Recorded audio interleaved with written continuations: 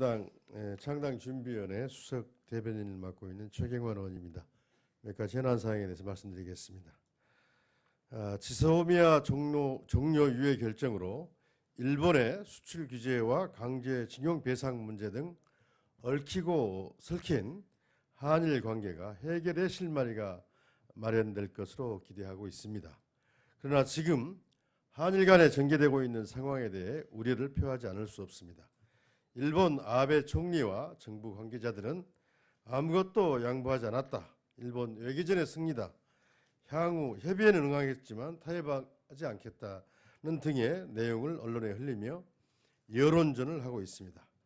한일 정상회담까지 하기로 한 상황에서 일본 측의 이러한 주장과 태도는 양국 관계 개선에 전혀 도움이 되지 않을 뿐더러 오히려 신뢰를 깨고 갈등만 키울 수 있습니다. 일본 정부는 자신들의 정치적 이득을 챙기기 위한 여론전만 할 것이 아니라 경색된 한일 관계 개선을 위해 진지한 자세로 임해야 합니다. 그것이 한일 양국의 국익을 위한 길입니다.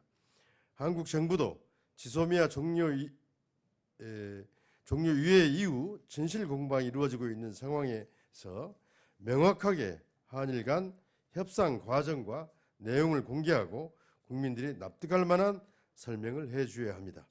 한일 정상회담을 통해 지소미아 문제, 수출 규제 논란, 강제징용 문제 등 한일 간의 현안들이 포괄적으로 논의되고 해결의 실마리를 찾아야 합니다. 또다시 한일 정부 간 갈등이 계속되면 결국 피해는 양국 국민들에게 돌아간다는 점을 명심해야 할 것입니다. 한 아세안 정상회의가 오늘 부산에서 개막되었습니다. 문재인 정부가 추진하고 있는 신남방 정책은 아세안과의 협력 관계를 미국, 중국, 일본, 러시아 등 주변 4대국 수준으로 끌어올리는 것이 핵심입니다. 아세안, 즉 동남아 국가연합은 경제적으로나 안보적으로나 우리에게 매우 중요한 파트너로 주목하고 있습니다. 아세안의 모든 회원국이 북한과 수교를 맺고 있기 때문에 한반도 평화 프로세스에 대한 지지를 이끌어내 외교 안보 역량을 키우는 기회로 삼을 필요가 있습니다. 또한 2018년 한국과 아세안의 수출액이 1,000억 달러를 넘고 양측 교역 규모는 1,597억 달러로 중국 다음으로 큰 교역 대상입니다. 정부는 이번 정상회의에서 한국과 아세안이 보다 발전적인 협력 관계가 형성되어 시장 다변화를 통한 경제 영역을 확장하는 계기로 삼아야 할 것입니다. 자유한국당이 광주 지역 현안 사업 예산과 법안들의 발목 잡기를 중단할 것을 촉구합니다. 자유한국당이 광주 주요 현안 사업의 예산과 법안에 대해 시비를 하는 것에 대해 광주 시민들의 우려가 큽니다. 자유한국당은 광주의 인공지능 AI 집적단지 조성 사업과 5.18 진상규명 관련 사업 예산을 삭감하려는 것에 이어 주요 법안까지 발목 잡기를 하고 있습니다.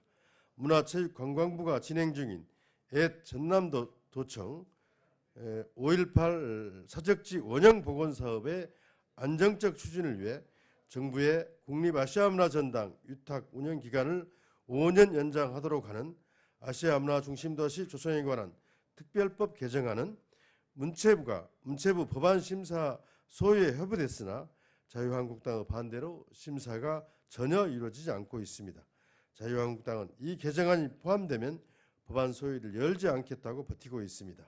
자유한국당이 계속 발목을 잡으면 20대 국회 내 처리가 불투명해질 수 있다는 우려가 커지고 있습니다. 자유한국당이 유독 특정 지역 광주의 현안 사업에 대해 시비를 거는 것에 대해 그 의도를 의심하지 않을 수 없습니다. 매우 유감입니다. 자유한국당은 광주 현안 사업에 대한 발목 잡기를 즉각 중단할 것을 촉구합니다. 이상입니다.